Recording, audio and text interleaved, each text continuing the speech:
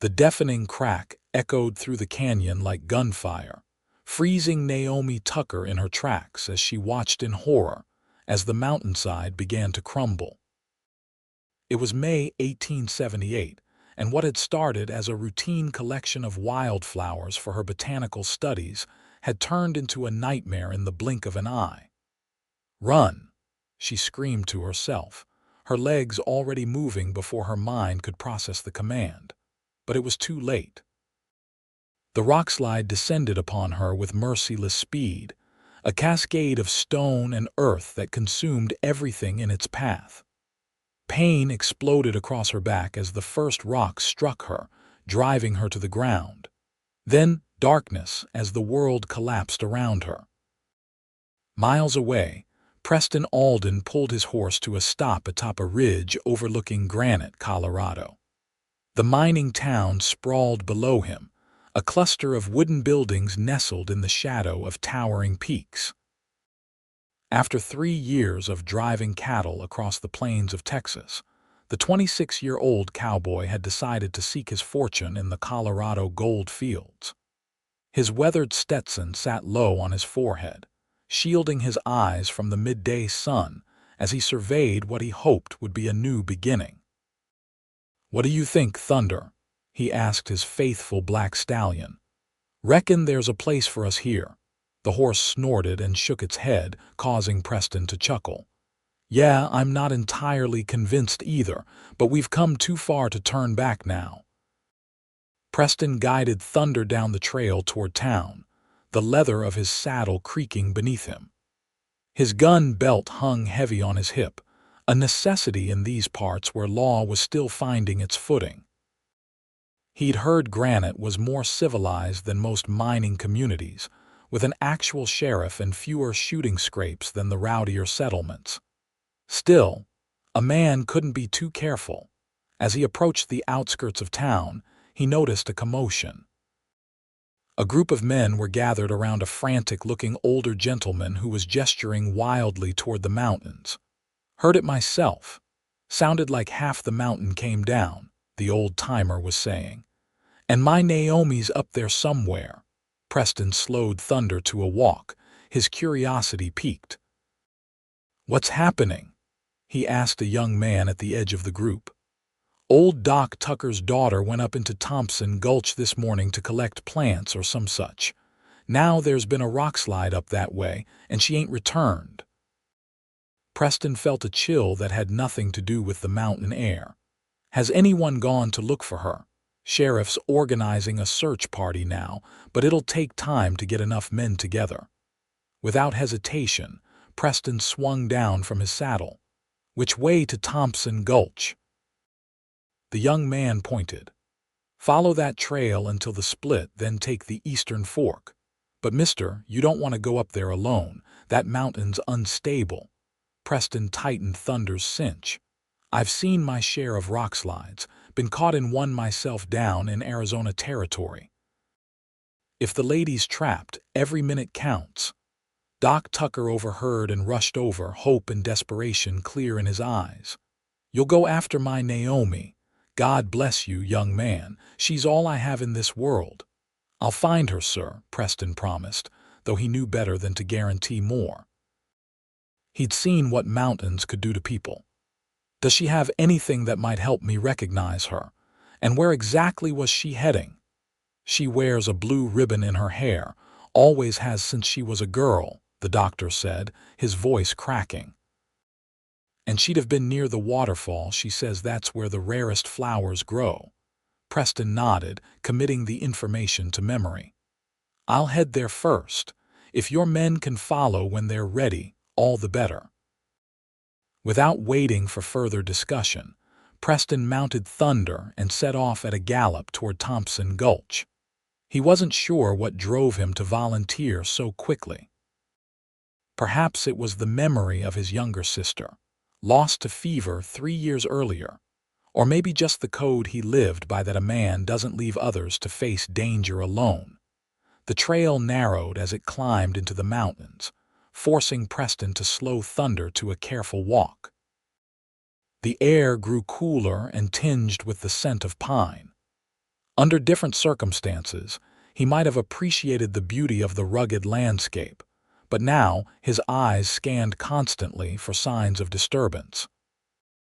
An hour into his ascent, he heard the distant rumble of water and knew he must be nearing the waterfall Doc Tucker had mentioned. Rounding a bend in the trail, Preston saw evidence of the rockslide. A massive section of the mountainside had given way, leaving a jagged scar of exposed earth and scattered boulders. His heart sank at the scale of the destruction. "Hello," he called, his voice seeming small against the vastness of the mountain. "Miss Tucker, can you hear me?" Only the whisper of wind through the pines answered him. Preston dismounted, securing Thunder to a sturdy tree well away from the slide area. He approached the edge of the devastation cautiously, testing each step before committing his weight. The slide had carried down hundreds of tons of rock and soil, spreading across what must have been a meadow before being buried. Preston scanned the debris field methodically, looking for any sign of human presence, a scrap of cloth, a tool, anything. "Miss Tucker." He called again, moving carefully across the uneven ground. "Call out if you can hear me." A glint of something blue caught his eye, a ribbon, half buried in the dirt about 50 yards into the slide area. Preston's pulse quickened as he made his way toward it. As he drew closer, he confirmed it was indeed a ribbon, the same shade Doc Tucker had described. "Miss Tucker," he shouted with renewed urgency, dropping to his knees beside the ribbon. "Are you near? Make a sound if you can." At first there was nothing. Then, so faint he almost missed it, a muffled sound from beneath the rubble. "I'm here," Preston called, pressing his ear to the ground. "Keep making noise, I'll find you." The sound came again, a weak tapping, like someone striking stone against stone. Preston triangulated the direction and began carefully moving smaller rocks, creating a path toward the source of the sound. "I'm Preston Alden," he called as he worked. "Your father sent me to find you. I'm going to get you out." More tapping, slightly louder now. Preston redoubled his efforts, lifting stone after stone, his hands quickly becoming raw and bloody. He paid no heed to his injuries, focusing entirely on following the sound. Time seemed to stretch and contract as he worked, the sun arcing across the sky. After what felt like hours, he uncovered a small cavity in the rubble where several larger rocks had fallen together, creating a protective pocket. Within this space, he caught a glimpse of pale fabric. "Miss Tucker," he called, his voice hoarse from shouting. "I can see you. I'm going to move these last rocks. Tell me if anything shifts or hurts you. Please, hurry." The voice was faint, choked with dust, but undeniably alive. "Can't breathe well." Preston calculated which stones he could safely remove without causing a collapse. One by one, he lifted them away, revealing more of the cavity beneath. Finally, he cleared enough space to see her clearly, a young woman with dirt-streaked face and matted auburn hair. One arm was pinned beneath a rock, and her face was pale with pain and lack of oxygen. "Miss Tucker, I'm going to get you out now," Preston said, trying to keep his voice calm despite the racing of his heart. "This last rock is pinning your arm. I'm going to lift it, and I need you to pull free as soon as you feel the pressure ease. Can you do that?" She nodded weakly, her eyes a startling shade of green meeting his with desperate trust. On three, Preston positioned himself for maximum leverage. 1, 2, 3. He heaved upward with all his strength, muscles screaming in protest as the heavy stone lifted. With a gasp of pain, Naomi pulled her arm free and Preston carefully lowered the rock back down. Without the obstacle between them, he reached into the cavity and gently pulled her out into the fading daylight. "Thank you," she whispered, then collapsed against him, unconscious. Preston checked her quickly for life-threatening injuries. Her right arm was badly bruised and possibly broken, and she had numerous cuts and abrasions, but her breathing was steady. She needed medical attention, but first he had to get her down from the mountain. Gathering her carefully in his arms, he carried her back to where Thunder waited. The horse nickered nervously at the scent of blood, but stood steady as Preston draped Naomi across the saddle before mounting behind her. Cradling her against his chest with one arm, he took the reins with his free hand and began the precarious descent. The journey down was painfully slow, as Preston had to navigate the treacherous trail while keeping Naomi secure. Darkness was falling by the time he spotted lanterns moving up the trail toward them. The search party finally organized and on their way. "I've got her," he called out. "She's alive but injured. Clear the way, we need to get her to town." The next hours passed in a blur. Doc Tucker, seeing his daughter's condition, transformed from worried father to focused physician, directing Preston to carry Naomi to his clinic at the edge of town. Preston laid her gently on the examination table, then stepped back as the doctor and his assistant set to work cleaning and treating her wounds. Broken arm, 3 cracked ribs, numerous contusions, and likely a concussion, Doc Tucker muttered as he worked. "But alive. My girl is alive." He looked up at Preston with tear-filled eyes. "Because of you, young man, I'll never be able to repay this debt." "No debt, sir," Preston said, suddenly aware of his own exhaustion. "Anyone would have done the same. But they didn't. You did." The doctor nodded to his assistant. "Sarah, see to Mr. Alden's hands. They need cleaning and bandaging." Preston looked down at his hands, seeming surprised to rediscover his own injuries. The adrenaline that had carried him through the rescue was fading, leaving him shaky and light-headed. "Will she recover?" he asked as Sarah guided him to a chair and began cleaning the cuts on his hands. "With time and proper care," Doc Tucker assured him. "Naomi's strong, always has been. Lost her mother to influenza when she was just 12 and stepped right up to help me with my practice. She's been collecting medicinal plants for years, knows more about natural remedies than most trained physicians." Pride shone through his worry. "The whole town depends on her knowledge." Preston nodded, watching as the doctor tended to his daughter with gentle expertise. There was something about Naomi Tucker that had captured his attention from the moment he'd first glimpsed her trapped face. Perhaps it was her courage, holding on in that dark space beneath the rocks, or maybe the trust in those remarkable green eyes when she'd looked at him. Whatever it was, he found himself reluctant to leave until he knew she would be all right. "You have a place to stay in town, Mr. Alden?" Doc Tucker asked as he finished bandaging Naomi's arm. "No, sir, just arrived today." "Well, you do now. Room above my clinic is yours for as long as you need it. Least I can do." Preston started to protest, but the doctor waved him off. "Won't hear a word against it. Sarah will show you up when she's done with those hands. You look dead on your feet, son." Too exhausted to argue further, Preston nodded gratefully. As Sarah finished bandaging his raw hands, he cast one more glance at Naomi's still form before following the assistant upstairs.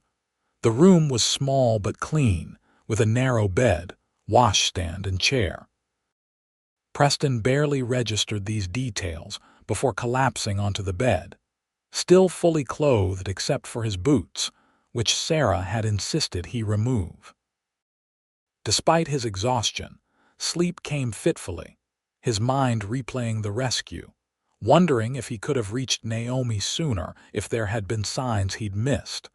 Morning light was streaming through the small window when Preston finally woke fully. For a moment he was disoriented, then memory flooded back. He sat up quickly, wincing as his overworked muscles protested and his bandaged hands throbbed.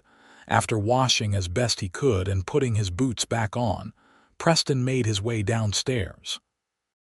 He found Doc Tucker at his desk, head resting on his arms, apparently having fallen asleep while watching over his daughter.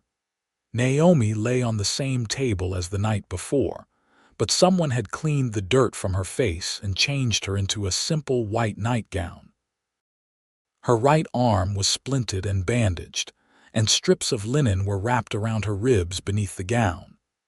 Even in repose, with her auburn hair spread out around her head like a halo, there was something vital about her that drew Preston's gaze.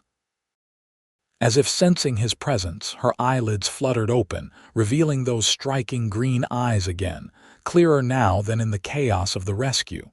"You," she whispered, recognition dawning on her face. "You found me." Preston stepped closer, keeping his voice low to avoid waking her father. "How are you feeling, Miss Tucker?" "Like a mountain fell on me," she replied with a weak smile that transformed her face, revealing a dimple in her right cheek. "But alive, thanks to you. My father says you moved half the mountainside by yourself." Preston felt heat rise to his face.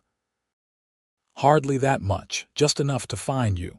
Father says your hands are torn to pieces from it." Her eyes dropped to his bandaged hands, concern evident in her expression. "They'll heal," he assured her. "Worth it to get you breathing free again."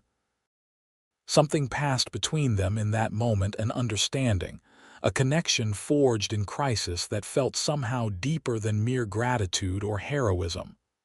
"I'm Naomi," she said softly. Preston Alden." "What brings you to Granite, Mr. Alden?" "Besides rescuing damsels from Rockslides, that is." Despite himself, Preston smiled. "Looking for a fresh start, I suppose. Spent the last few years driving cattle in Texas, but decided to try my luck in the gold fields." "Gold fever claims another victim," Naomi teased gently. "Though I should warn you, most who come seeking fortune leave with empty pockets. I'm not afraid of hard work, and I've got some savings to see me through until I find my footing." Their conversation was interrupted as Doc Tucker stirred, lifting his head and blinking owlishly before his gaze landed on his daughter's conscious form. "Naomi." He was on his feet in an instant, medical training taking over as he checked her pupils and pulse. "How's the pain?" "Any difficulty breathing? Dizziness?" "I'm all right, Father," she assured him, though the tightness around her eyes betrayed her discomfort. "Mr. Alden has been keeping me company." Doc Tucker turned to Preston with a smile. "Good man, and just in time for breakfast, I'd wager. Sarah will be bringing something over from the boarding house shortly." He checked his pocket watch. "In fact, she should be here any minute." As if summoned by his words, the clinic door opened to admit Sarah, carrying a large basket covered with a checkered cloth. The savory aroma of fresh biscuits and bacon filled the room, making Preston suddenly aware of his hunger. "Perfect timing," Doc Tucker declared, taking the basket and setting it on his desk. "Mr. Alden, pull up that chair and join us. Nothing fancy, but Mrs. Holloway at the boarding house sets a fine table." Preston did as instructed, helping Sarah distribute the food onto plates. The simple meal of biscuits, bacon, and scrambled eggs was indeed excellent, though Preston noticed Naomi struggled to eat with her uninjured left hand, unaccustomed to using it for such tasks. Without comment, he cut her bacon into manageable pieces and broke her biscuit apart, earning a grateful look from both Naomi and her father. "So, Mr. Alden," Doc Tucker said between bites, "what are your plans now that you've reached Granite?" "I need to find work," Preston admitted. "Gold mining if I can get a claim, or hire on with someone who's already established. I've done all manner of jobs, ranching, blacksmithing, even some carpentry." The doctor nodded thoughtfully. "Town's always in need of skilled hands. Sheriff might know who's hiring. Or—" He hesitated, glancing at Naomi. "Father, don't you dare try to maneuver Mr. Alden into staying because of me," Naomi protested, clearly reading her father's intentions. "I wasn't." "Well, perhaps I was," the older man admitted sheepishly. "But we do need help around here, Naomi. You won't be collecting herbs or mixing remedies with that arm for weeks, and my old bones aren't made for traipsing through the mountains." Preston looked between them, intrigued. "You need someone to collect medicinal plants, among other things," Doc Tucker confirmed. "We provide medicines for most of the county." Naomi's knowledge of botanical remedies supplements what little comes in on the supply wagons. With the mines working full bore, accidents happen regularly, and we go through supplies quickly. Preston considered the offer. It wasn't gold mining, but it would be steady work while he got his bearings, and he'd be helping the man who'd given him shelter. Plus, though he wouldn't admit it aloud, the prospect of spending more time around Naomi Tucker was oddly appealing. "I know some about plants from my mother," he said. "Not medicinal uses so much, but I can identify most common species. I'm a quick learner if Miss Tucker is willing to teach me what to look for." Naomi studied him with those penetrating green eyes. "It's not easy work, Mr. Alden. Some of the best specimens grow in difficult terrain." "Like near waterfalls where rockslides happen?" he asked with a raised eyebrow. A flush colored her cheeks. "Point taken. But are you sure you want to be a glorified herb gatherer? There's more money in the mines." "And more men dying from cave-ins and bad air," Preston countered. "I've seen enough death in my time. I'd rather help prevent it if I can." Doc Tucker beamed. "That settles it. You can stay in the room upstairs and help us until you decide on your next move. We can't pay much in coin, but room and board are included, and you'll have time to explore other opportunities in town." Preston looked to Naomi, wanting her approval. After all, he would be standing in for her while she recovered. "If Miss Tucker has no objection." Naomi seemed to measure him with her gaze, then nodded slowly. "I suppose having someone who can move half a mountain might be useful when it comes to harvesting elder bark," and so it was decided. Preston's first day in Granite, Colorado had brought him not gold, but something he hadn't realized. He was seeking purpose and connection to people who needed his particular strengths. Over the following days, Preston settled into a routine at the Tucker Clinic. Each morning, Naomi would give him detailed instructions on which plants to gather, where to find them, and how to identify them properly. She drew maps in a small notebook, marking locations where specific herbs grew abundantly, and taught him the basics of proper harvesting to ensure the plants would regrow. "Always leave the roots unless that's specifically what we need," she explained on his third day. "And never take more than a third of any stand. Nature provides, but we must be respectful of her gifts." Preston absorbed her knowledge eagerly, impressed by the depth of her understanding. This was no hobby for her. Naomi Tucker was a scientist in her own right, even without formal training. His days were spent in the mountains and meadows surrounding Granite, learning to recognize yarrow, echinacea, wild mint, and dozens of other plants. He'd return in the afternoons with his saddlebags full of fresh specimens, which he would lay out for Naomi's inspection. At first, she found fault with nearly every sample, but Preston took her criticism without complaint, determined to improve. "This valerian root is too young," she would say, "or you've bruised these leaves, they'll lose potency before we can process them." But gradually, her corrections became less frequent, replaced by nods of approval and, occasionally, a smile that made something in Preston's chest tighten unexpectedly. In the evenings, he would help Doc Tucker with the physical aspects of running the clinic, chopping firewood, repairing loose boards on the porch, carrying heavy supplies, and occasionally assisting with patients too large or unruly for the aging doctor to manage alone. As May turned to June, Naomi's injuries began to heal. She was soon able to move around the clinic, though her arm remained splinted and she tired easily. Preston found himself watching her when she wasn't looking the graceful way she moved despite her injuries. The intense concentration on her face as she mixed tinctures and salves with her good hand. The gentle patience she showed with patience. One evening, nearly 3 weeks after the Rockslide, Preston returned from a particularly successful foraging expedition to find Naomi sitting on the clinic's back porch, watching the sunset. Without her usual occupation of mixing medicines to distract her, she looked smaller somehow, more vulnerable. "Mind if I join you?" he asked, setting down his laden saddlebags. She glanced up, a smile touching her lips. "Please do. I'm going mad with boredom."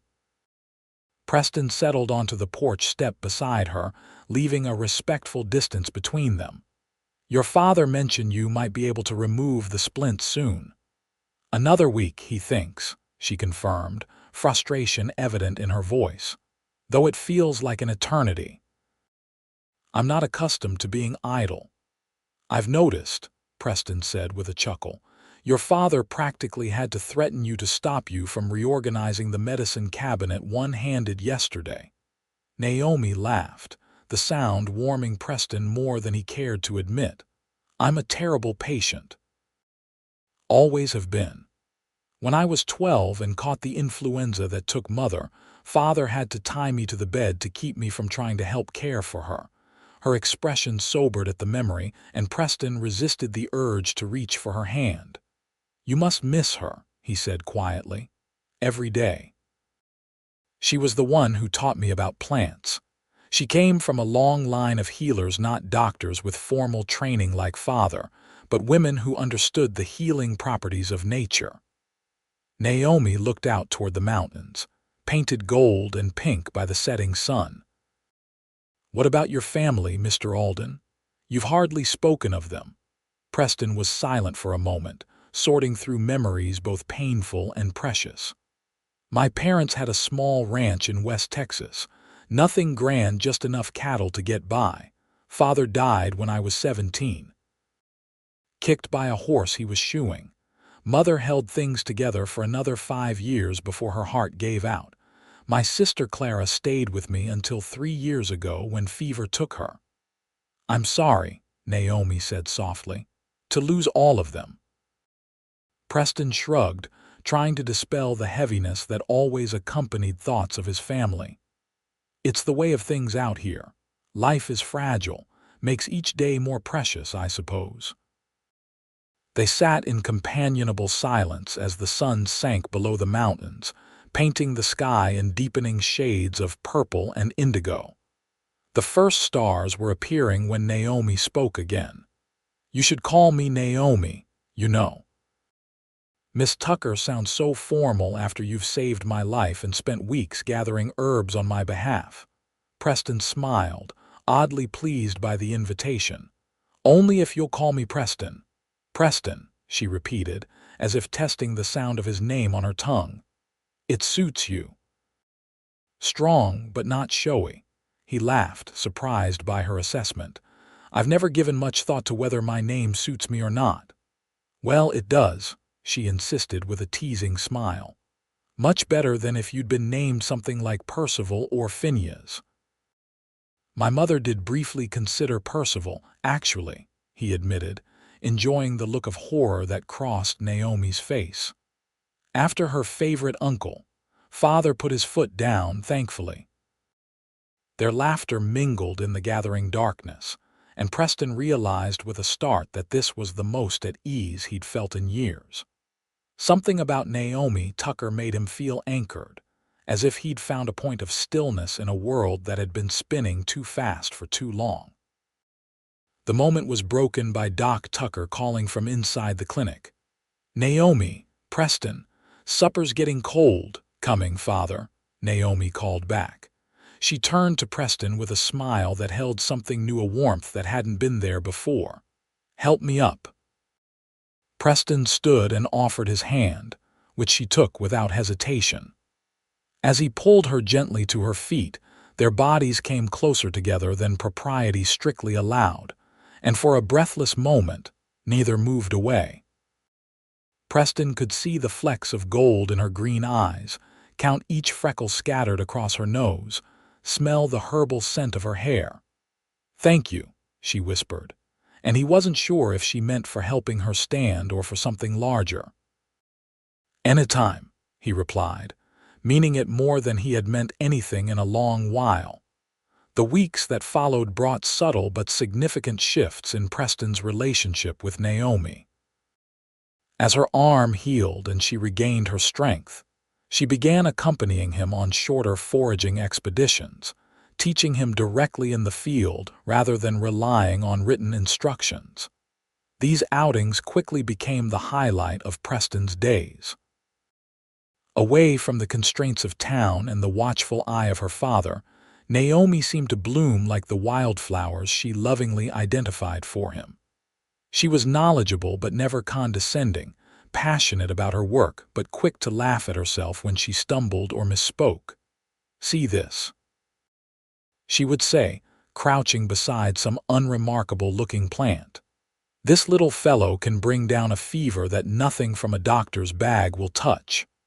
Her fingers would brush the leaves reverently, and Preston found himself equally captivated by the plant and the woman showing it to him.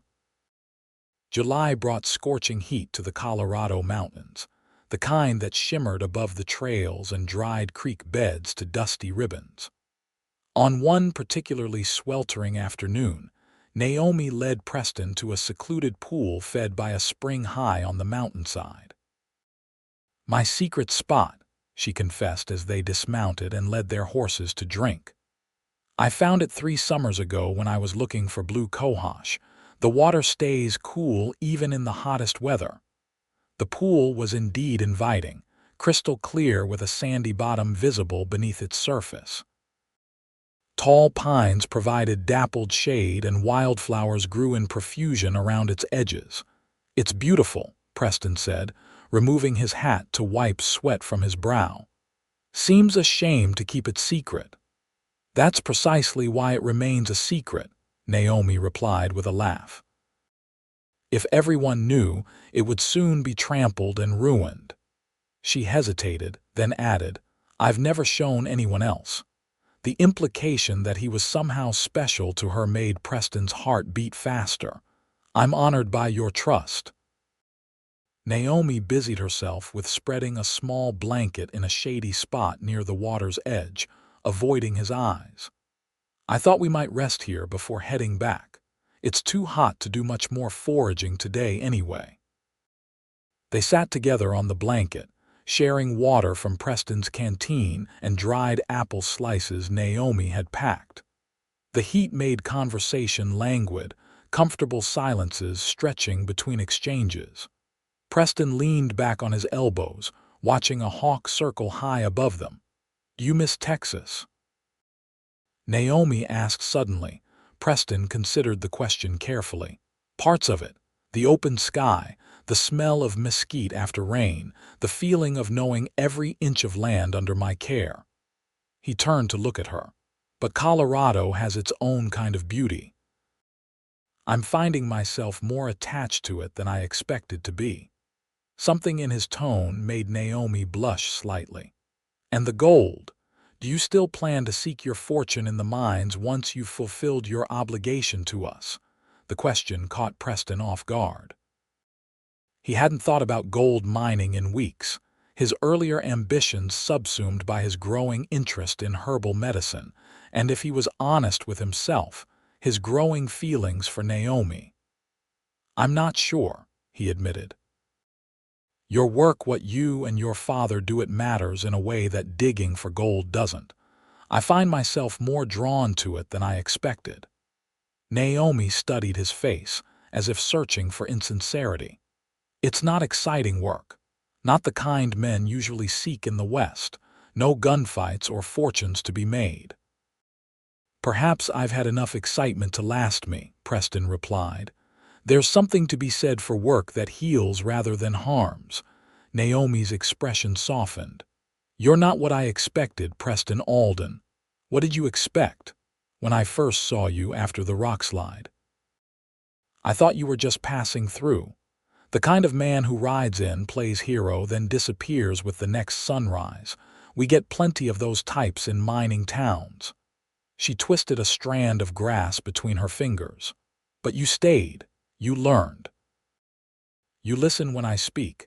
Actually listen instead of just waiting for your turn to talk. Preston sat up, suddenly needing to be closer to her. Naomi. The crack of a branch snapping nearby cut him off. Both turned toward the sound, tension replacing the easy intimacy of moments before.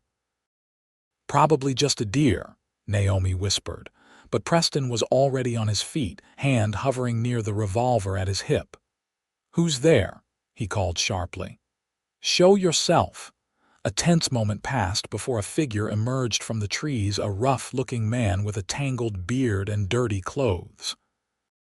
His bloodshot eyes darted between Preston and Naomi with unsettling intensity. Well now, the stranger drawled, his hand resting too casually near the knife at his belt. Ain't this cozy? A pretty lady and her gentleman friend, all alone in the woods. Preston shifted subtly, positioning himself between Naomi and the intruder. We're just resting before heading back to town. There's no trouble here unless you're looking to start some. The man sneered, revealing tobacco-stained teeth. No trouble.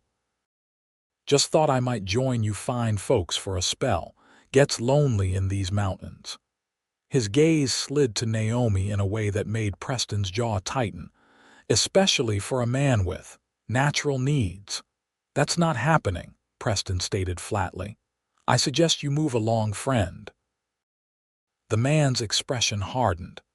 Don't reckon you're in a position to be giving orders. I count 2 of you and 1 of me, but the lady don't look much like a fighter. He took a step forward. Maybe we can work something out. You got food, I'm hungry. You got a pretty companion, I'm lonely. Preston's hand closed around his revolver's grip. Last warning, walk away. Behind him, he heard Naomi rise to her feet. Instead of retreating as he expected, she moved to stand beside him, something clutched in her hand. Mr. Alden is being polite, she said, her voice remarkably steady. I won't be. Leave now, or you'll regret it, the stranger laughed. Feisty, I like that in a. His words ended in a strangled gasp as Naomi flung the contents of her hand, a fine powder, directly into his face. The man reeled backward, clawing at his eyes and nose as violent sneezing overtook him. Horse! Now! Naomi commanded, grabbing Preston's arm and pulling him toward where their mounts were tethered. They reached the horses and mounted quickly, Preston's training taking over as he drew his gun to cover their retreat. The stranger was still incapacitated, bent double and wheezing through what sounded like an intensifying allergic reaction. What did you do to him? Preston asked as they rode swiftly away from the pool. Naomi glanced back over her shoulder, a fierce satisfaction in her expression. Concentrated stinging nettle and ragweed pollen. I keep it for emergencies. He'll be miserable for hours, but it won't cause permanent harm unless he's unusually sensitive. Preston stared at her in amazement. You carry plant weapons. A woman alone in the wilderness learns to be prepared, she replied with a grim smile. Especially one who's seen what men are capable of when they think no one is watching. They didn't slow their pace until they were well away from the spring, following the main trail back toward Granite. When they finally reined in their horses to a walk, Preston turned to Naomi with newfound respect. You're remarkable, he said simply. Naomi brushed a strand of hair from her face, her earlier bravado fading. I was terrified. If you hadn't been there. If I hadn't been there, you'd still have handled yourself, Preston insisted. Though I'm glad I was. That man wasn't the type to take rejection gracefully. The incident cast a shadow over what had been a perfect afternoon, but as they rode side by side down the mountain, Preston found himself reflecting on how naturally they had worked together in the face of danger. There had been no panic, no recriminations, just instinctive cooperation. By the time they reached the outskirts of Granite, the sun was beginning to set. Doc Tucker was standing on the clinic porch, his expression shifting from worry to relief when he spotted them. "There you are. I was about to organize another search party," he called as they dismounted. "You're later than expected." Naomi exchanged a quick glance with Preston. By unspoken agreement, they decided not to mention the encounter at the spring. No need to worry her father unnecessarily, especially when they had handled the situation themselves. "We found a particularly rich stand of golden seal," Naomi explained, producing a bundle of the valuable medicinal root from her saddlebag as evidence. "It was farther from the trail than I remembered, but worth the extra time." Doc Tucker accepted the explanation without question, his eyes lighting up at the sight of the golden seal. "Excellent. Mrs. Abernathy's been asking after a tonic for her digestion for weeks. This will do nicely." As they followed the doctor inside, Naomi brushed her hand against Preston's, a silent thank you for keeping their secret. The brief contact sent warmth spreading through his chest, a sensation becoming increasingly familiar whenever Naomi was near. That night, lying in his narrow bed above the clinic, Preston found himself unable to sleep. The events of the day kept replaying in his mind not just the confrontation with the stranger, but the quiet moments beside the pool, the way Naomi had looked at him when she admitted she'd never shared her secret place with anyone else. Preston had known for weeks that his feelings for Naomi Tucker went beyond admiration or friendship, but until today, he hadn't allowed himself to consider what that might mean for his future. He had come to Granite seeking gold and adventure, not roots and attachment. Yet here he was, more invested in a small-town doctor's daughter than in any dream of riches. The realization should have terrified him. Instead, it filled him with a strange peace, as if some restless part of his soul had finally found its home. By August, Naomi's arm had healed completely, and she was back to her full duties at the clinic. She still welcomed Preston's help, however, and they continued to work together, their partnership evolving into something deeper with each passing day.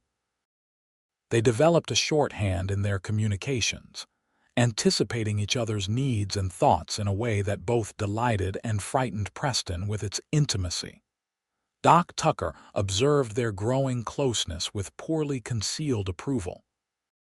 Preston often caught the older man watching them with a knowing smile when they worked side by side in the clinic, heads bent together over some preparation or discussion.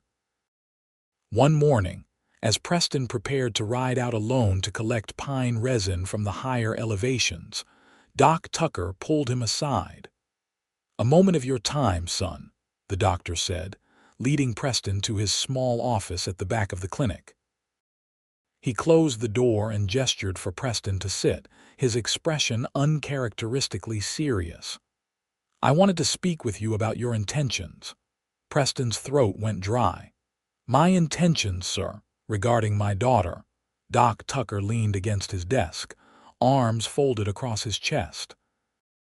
"I'm not blind, Preston. I see how you look at her and, more importantly, how she looks at you."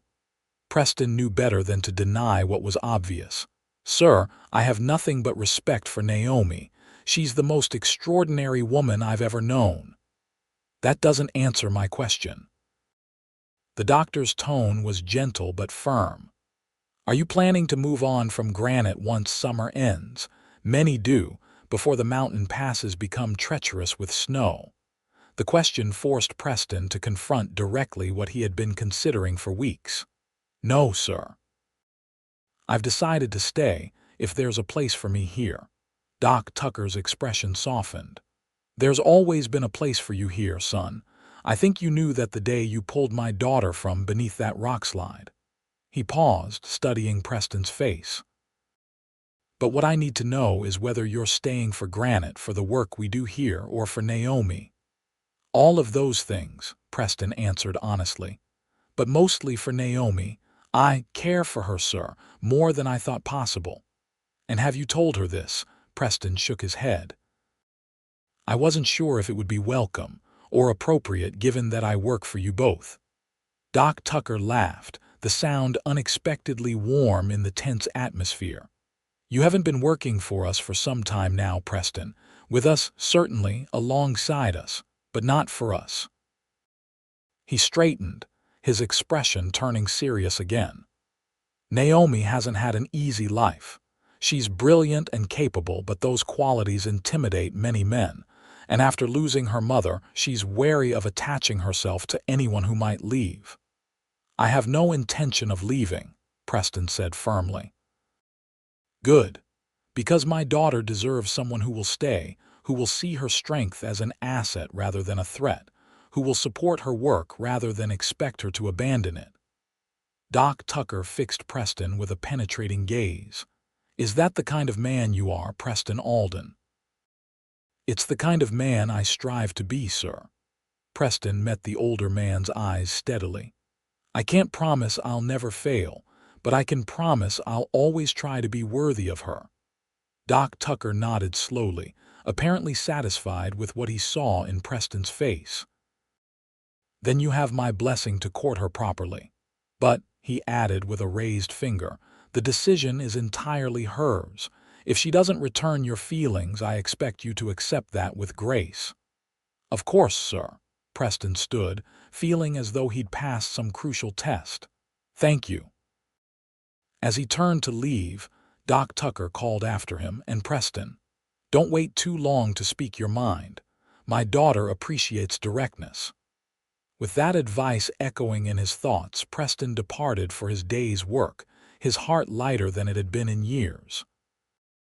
The opportunity to follow Doc Tucker's advice came sooner than Preston expected. 3 days later, Naomi suggested they ride to a meadow north of town where black cohosh grew in abundance. The plant was especially valuable for women's complaints, she explained, and their supply was running low. The day was perfect for such an expedition, clear and warm, but not oppressively hot. As they rode side by side along the trail, Preston found himself stealing glances at Naomi, marveling at how naturally she sat her horse, how the sunlight caught the auburn highlights in her hair. "You're staring," she observed without looking at him, a smile playing at the corners of her mouth. Preston felt heat rise to his face. "Sorry, was just thinking about how different my life has become since that day in May." He guided Thunder around a fallen log on the trail.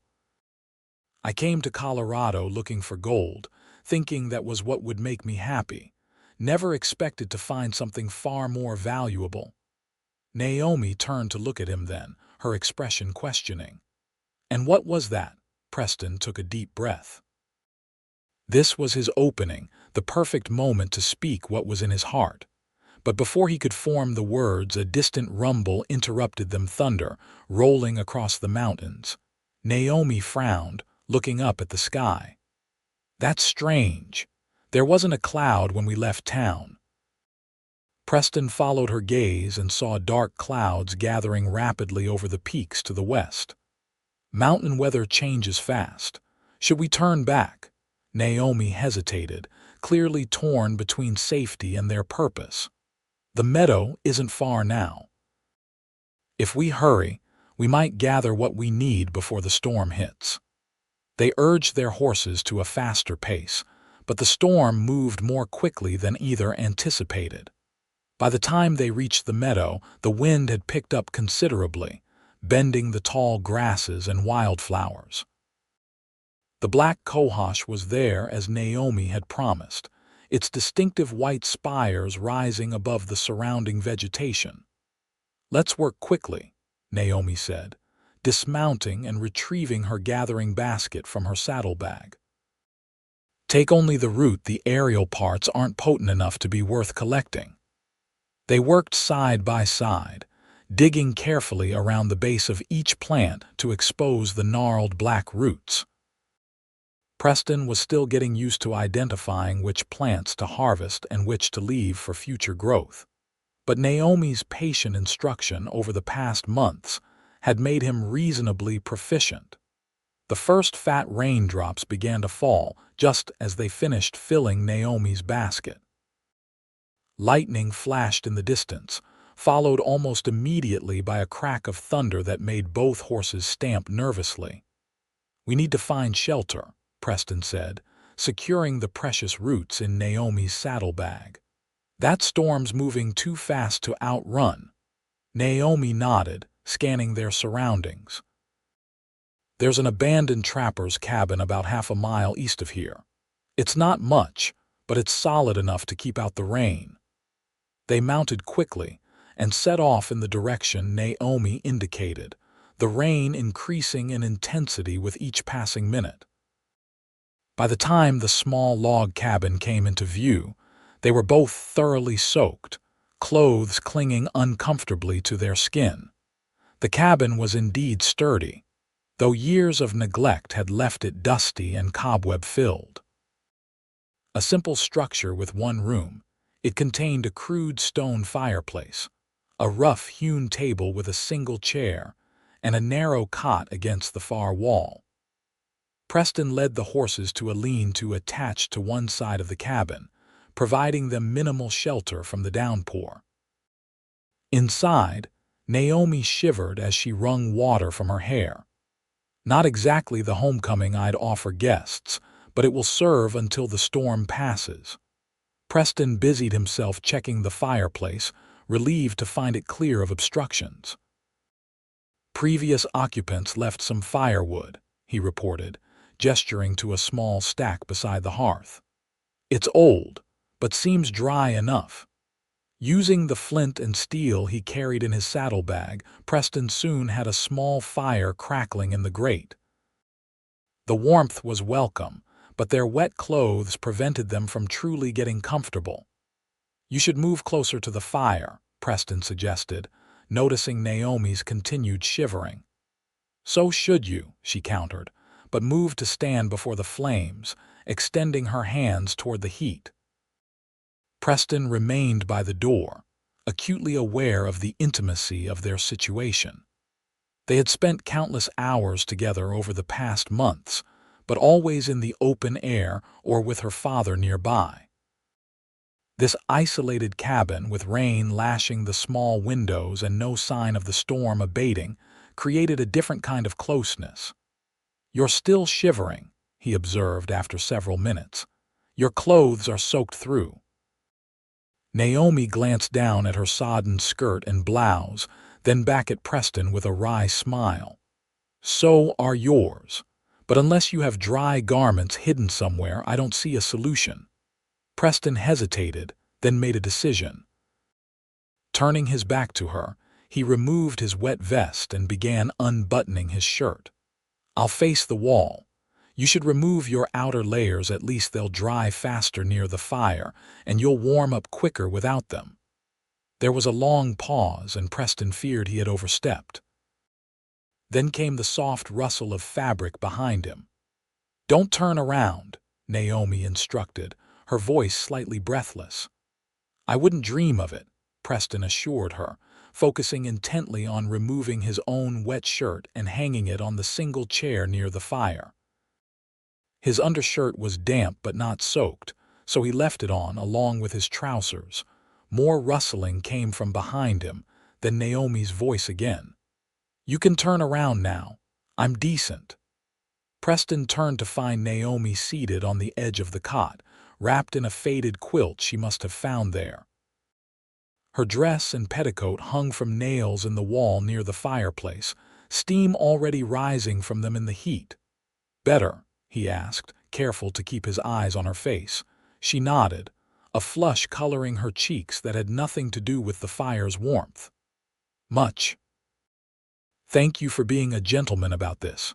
Preston smiled, settling onto the floor near the fireplace, his back against the wall. "My mother would haunt me if I were anything less." Outside, the storm showed no signs of abating. Rain drummed steadily on the cabin roof, and occasional flashes of lightning illuminated the small space through cracks in the shutters. The fire cast dancing shadows across the rough log walls, creating an atmosphere both primitive and oddly cozy.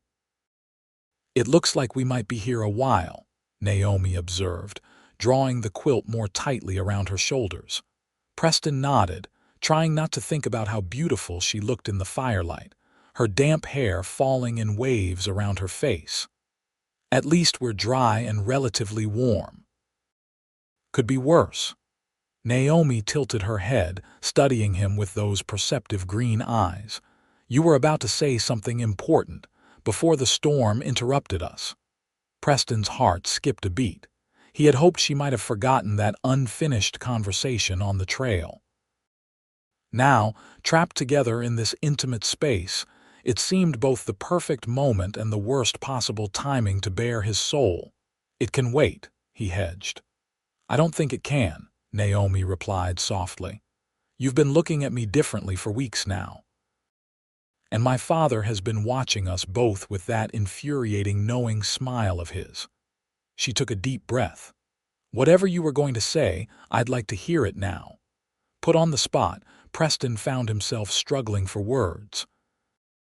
How could he articulate feelings that had grown so gradually yet so powerfully that they now seemed an essential part of him? "I came to Granite looking for a new beginning," he began, his voice low but steady. "I thought that meant gold, or at least a chance to build something of my own after years of drifting. What I found instead was—" He met her eyes directly. "You." Naomi's expression remained carefully neutral, but her knuckles whitened where she clutched the quilt. "What are you saying, Preston?" "I'm saying that I love you, Naomi Tucker." Once spoken, the words seemed to flow more easily. "I love your brilliance, your courage, your compassion. I love how you see the healing potential in things others would overlook. I love that you threw plant powder in a man's face to protect yourself. I love that you've built a life of purpose here and that you've allowed me to be part of it." Naomi's eyes widened, her composure cracking. "Preston, I know this isn't the proper way to court a lady," he continued, needing to say everything before his nerve failed. "We should be taking chaperoned walks and having formal dinners with your father present. But nothing about how we met was conventional, and I can't pretend my feelings are anything less than what they are." He paused, searching her face. "I don't expect you to return those feelings. If you don't, I'll understand, and I promise things won't become awkward between us. But I needed you to know." Silence fell between them, broken only by the crackling of the fire and the steady drumming of rain. Preston held his breath, watching emotions flicker across Naomi's expressive face: surprise, uncertainty, and something else he couldn't quite identify. Finally, she spoke, her voice barely above a whisper. "When the rockslide happened, I was sure I was going to die. The darkness, the weight of the stones, the dust filling my lungs. I've never been so terrified." She looked down at her hands. "Then I heard your voice calling to me. I didn't know you, had never seen your face, but in that moment you were everything: hope, life, possibility." She raised her eyes to meet his again. "When you pulled me out, when I first saw your face, I thought you were a dream my mind had created to comfort me in my final moments. It seemed impossible that someone real could have found me, could have moved all those stones by himself." Preston swallowed hard, remembering the trust in her eyes that day. "I was just in the right place at the right time." "No," Naomi shook her head firmly. "It was more than that. You could have joined the search party later. You could have waited for others to help. You could have given up when it seemed hopeless. But you didn't." She took a shaky breath. "Do you know what I thought when I was trapped?" "What?" "I thought about all the plants I hadn't yet discovered, all the remedies I hadn't perfected, all the people I wouldn't be able to help." A tear slipped down her cheek. And I thought about how I might never know what it feels like to be truly loved by someone who sees me, all of me, and values what they see. Preston wanted desperately to go to her, to wipe away that tear, but he remained where he was, sensing she needed to finish. When you moved those stones, you didn't just give me back my breath, Preston. You gave me back my future. All those possibilities I thought I'd lost. Naomi smiled through her tears. And over these past months, watching you learn what I know, seeing you embrace this work that means everything to me, I realized I didn't just owe you my life. I was giving you my heart, piece by piece, day by day. Preston's own eyes grew damp. Naomi, are you saying, I'm saying I love you too, Preston Alden? She laughed softly, as if surprised by her own declaration. I love how you listen when I speak. I love how you touch each plant with respect, as if acknowledging its sacrifice.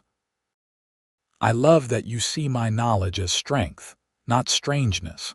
I love that you stayed when you could have gone searching for gold or glory elsewhere. The space between them suddenly seemed unbearable. Preston rose to his feet, crossing to where Naomi sat. Kneeling before her, he took her hands in his, marveling at how small and capable they were, how perfectly they fit within his own larger, rougher ones. "May I kiss you?" he asked, his voice husky with emotion. Naomi nodded, her eyes never leaving his. "Please." Preston leaned forward, bringing one hand up to cup her cheek as their lips met in a kiss that began tentatively, but quickly deepened, as years of loneliness and months of growing affection crystallized into something profound. When they finally parted, both were breathless, foreheads resting against each other. "I think," Naomi whispered, "that I've been waiting for you my entire life without knowing it." Preston smiled, brushing a strand of hair from her face. "I know I've been searching for you without realizing what I was missing." They remained that way as the storm raged outside, talking softly of their pasts, their present, and the future they might build together. By the time the rain finally ceased, and sunlight began to filter through the cabin's small window, Preston and Naomi had reached an understanding deeper than words could express. The ride back to Granite was filled with shared glances and secret smiles, the world around them seeming brighter somehow, more vivid in its beauty. They arrived at the clinic to find Doc Tucker pacing the porch, his face creased with worry that dissolved into relief when he spotted them. "Thank God!" he exclaimed, hurrying down the steps to help Naomi dismount. "When the storm hit, I feared the worst. We took shelter in the old trapper's cabin," Naomi explained, exchanging a meaningful look with Preston that didn't go unnoticed by her father. Doc Tucker glanced between them, his expression shifting from concern to understanding. "I see. Well, I'm just glad you're both safe." He cleared his throat. "Preston, might I have a word with you?" "In private," Preston nodded, his stomach tightening. Despite their earlier conversation about his intentions, he wasn't sure how the doctor would react to knowing those intentions had been acted upon. "Of course, sir." Naomi shot him an encouraging smile before heading inside with their precious cargo of black cohosh roots. "Let's walk," Doc Tucker suggested, setting off toward the edge of town. Preston fell into step beside him, waiting for the older man to speak first. They had gone several hundred yards before Doc Tucker finally broke the silence. "I take it you followed my advice about being direct with my daughter." "Yes, sir, I did."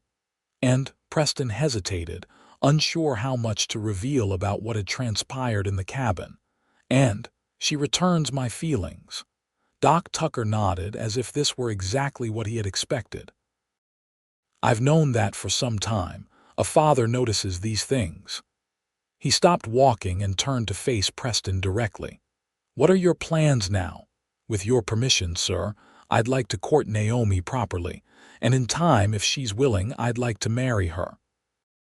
The doctor's stern expression softened. You love her, don't you? Truly love her, not just the idea of her or what she represents. With all my heart, Preston confirmed without hesitation.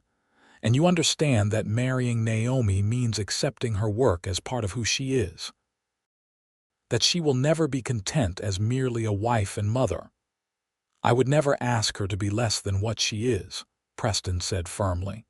Her knowledge, her passion for healing, they are essential parts of what makes her Naomi. I wouldn't change any of it. Doc Tucker studied him for a long moment, then extended his hand. Then you have my blessing, son, though I suspect you'd have proceeded with or without it. Preston shook the offered hand, relief flooding through him. Thank you, sir, but no, I wouldn't have. Family matters to me, what little I have left of it, and what I hope to build in the future. The doctor clapped him on the shoulder, his eyes suspiciously bright. You're a good man, Preston Alden. My wife would have liked you.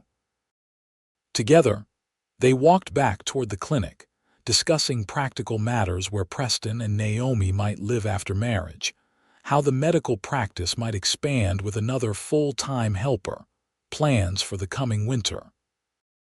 When they returned, they found Naomi on the porch, clearly anxious about their conversation. Her face brightened when she saw both men smiling. Everything all right? She asked, her gaze moving between them. More than all right, Doc Tucker assured her, kissing her forehead. I was just telling Preston that the widow Jensen's cottage at the edge of town might be coming available soon. Seems her son has invited her to live with his family in Denver. Naomi's eyes widened as she realized the implication. Father, what? He replied innocently. I'm simply mentioning potentially useful information to a young man who might soon be in need of a proper home. With a wink at Preston, the doctor disappeared into the clinic, leaving them alone. Naomi turned to Preston, her cheeks flushed. I see you spoke with my father. I did. Preston took a step closer to her, taking her hands in his. He's given us his blessing, if that's what you want, of course. It is, she whispered, squeezing his hands. More than anything. Preston's heart felt full enough to burst. Then I suppose I should do this properly. He dropped to one knee right there on the clinic porch, still holding her hands. Naomi Tucker, I love you more than I thought possible. Would you do me the honor of becoming my wife? Tears sprang to Naomi's eyes, but her smile was radiant. Yes, Preston Alden. Yes, I will marry you. As he rose to seal their engagement with a kiss, Preston marveled at the journey that had brought him to this moment. He had come to Granite seeking gold, but had found something infinitely more precious, a woman who challenged and completed him, a purpose that fulfilled him, and a future brighter than any he could have imagined alone. The wedding took place in late September, just as the aspens were turning gold and the first hints of winter crispness touched the mountain air. The entire town of Granite turned out for the occasion, the clinic's garden transformed with wildflowers and ribbons for the ceremony. Naomi wore her mother's wedding dress, carefully preserved all these years, with sprigs of lavender and rosemary in her hair instead of the traditional orange blossoms. Preston, in a new black suit purchased specifically for the occasion, felt his breath catch when she appeared on her father's arm, more beautiful than he had ever seen her. Doc Tucker performed the dual roles of father of the bride and officiant, his voice steady despite the emotion evident in his eyes as he joined their hands together. I have watched my daughter bloom like one of her beloved wildflowers, he told the gathered townspeople. And I have watched this good man nurture that bloom rather than pluck it for his own satisfaction. There can be no greater testament to love than that. The celebration continued well into the evening, with music and dancing in the town square. As twilight descended, Preston and Naomi slipped away to the widow Jensen's cottage, now their cottage at the edge of town. Doc Tucker had helped Preston purchase it outright. using savings from his cattle driving days supplemented by a generous wedding gift from the doctor himself. The cottage was small but cozy, with a stone fireplace, 2 bedrooms, and a kitchen garden already planted with medicinal herbs. Most importantly, it was within easy walking distance of the clinic, allowing Naomi to continue her work while establishing their own home. As Preston carried his bride across the threshold, both were struck by the rightness of the moment, as if everything in their lives had been leading them here. "Welcome home, Mrs. Alden," Preston whispered against her hair. Naomi's arms tightened around his neck. "It sounds strange but wonderful. Like a new identity layered over the old, not replacing it." "That's exactly what it should be," Preston assured her, setting her gently on her feet. "You'll always be Naomi Tucker, the brilliant botanist who captivated me. You're just Naomi Alden as well now, my wife, my partner, my heart." Their life together settled into a rhythm that suited them both. During the day, they worked side by side at the clinic, Preston handling more of the physical aspects of the practice, while continuing to learn medicinal preparations from Naomi and basic medical procedures from Doc Tucker. In the evenings, they returned to their cottage, sharing the domestic duties as naturally as they shared their professional ones. Winter came early that year, blanketing granite in snow by mid-October. The passes to Denver became impassable, isolating the mountain community until spring. For Preston and Naomi, the enforced seclusion was a gift, allowing them to deepen their bond without distraction. On one particularly cold December evening, they sat before their fireplace, Naomi working on a new tincture while Preston read aloud from a medical text recently acquired through a traveling salesman. "Listen to this," Preston said, his finger marking the passage.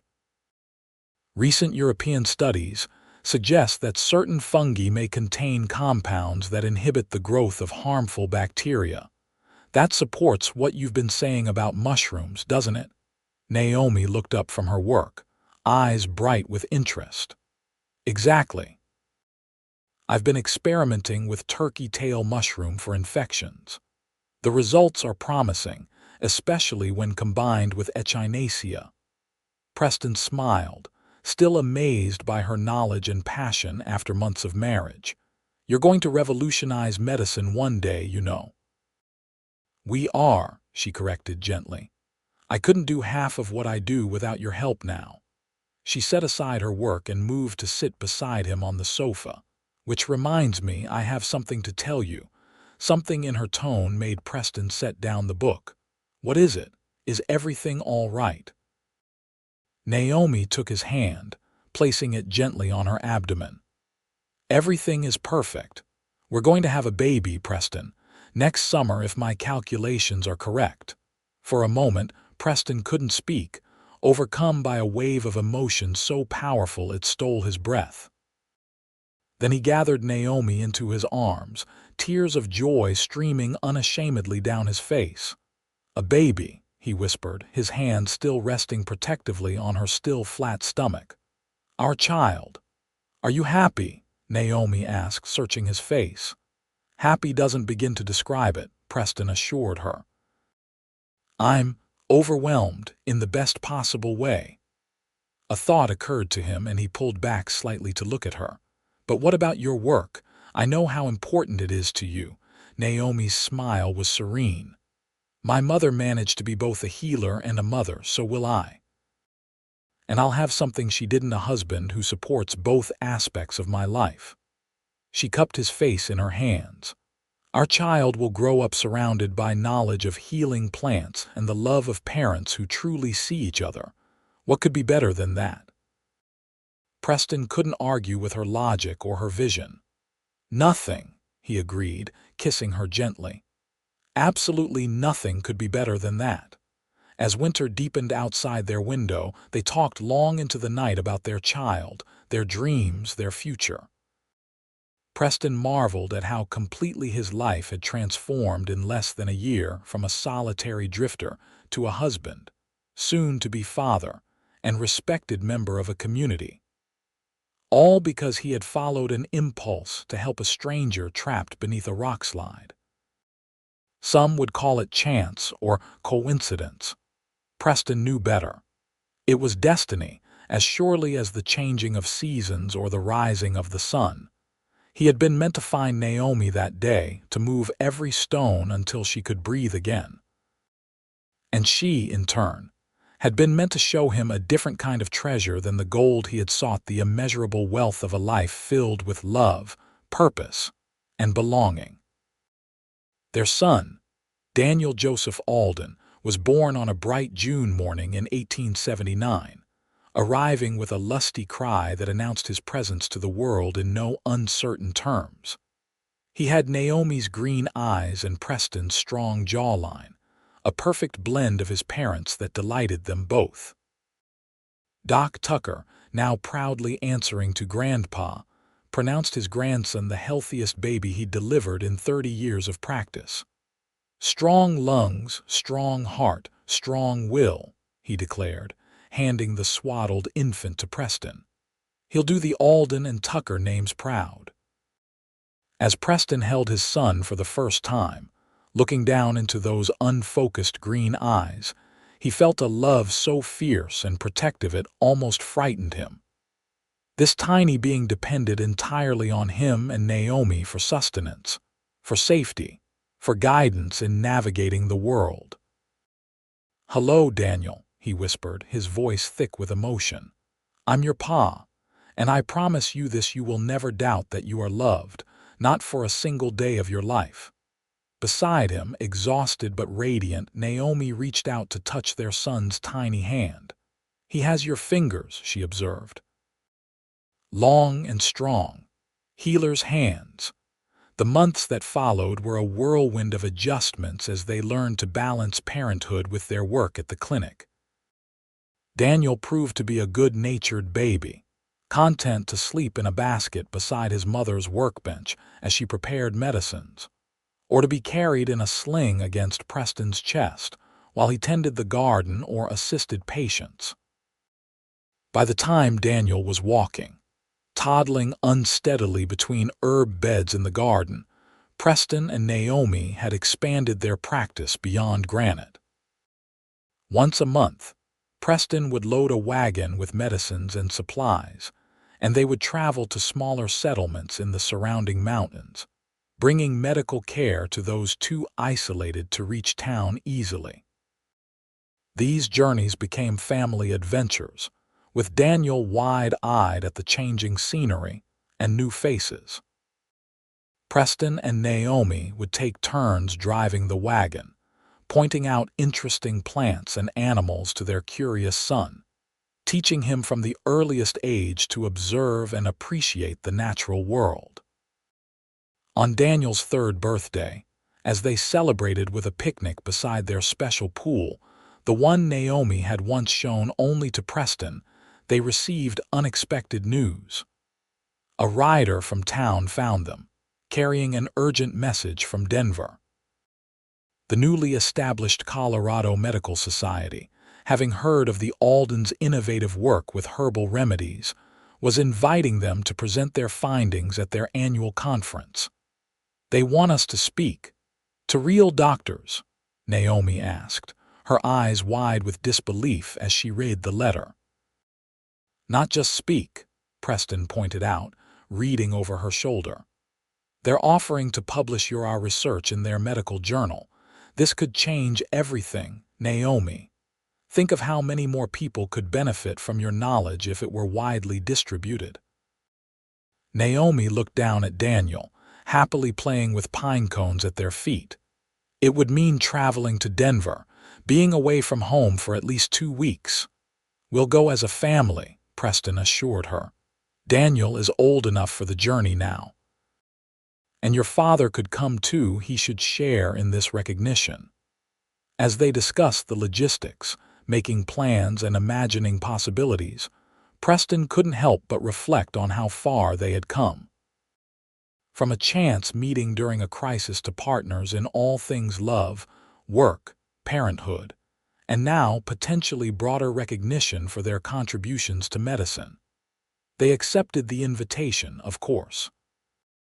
The presentation in Denver was a resounding success, with doctors from as far away as Boston expressing interest in the Alden's methods of combining traditional medical knowledge with botanical remedies.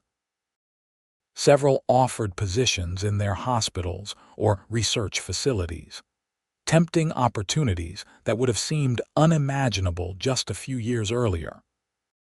But as Preston and Naomi discussed these possibilities in their hotel room, Daniel sleeping peacefully in a trundle bed beside them, they realized that their hearts remained in granite. Their work there wasn't finished, not the medical practice, not the ongoing cataloging of medicinal plants in the Colorado mountains, and certainly not the raising of their son in the community they had come to love. "We can do more good there," Naomi concluded, her head resting on Preston's shoulder. "These doctors can visit us, learn from us, but granite is home." "Home," Preston agreed, the word still carrying a hint of wonder even after years of settled life. "I never thought I'd find one again after losing my family in Texas. But you gave me that, Naomi. You and Daniel and your father, you gave me back the sense of belonging I thought was gone forever." They returned to granite with new respect from the medical community, occasional correspondence with doctors in larger cities, and a sense of validation for their unconventional approach to healing. Their practice grew, eventually requiring the construction of a larger clinic building with separate spaces for patient treatment, research, and the preparation of medicines. As the years passed, their family grew as well. A daughter, Clara Rose, joined them in 1883, followed by twins Sarah Elizabeth and James Tucker in 1886. Each child brought new joy and challenges, but Preston and Naomi faced them together, their partnership only strengthening with time.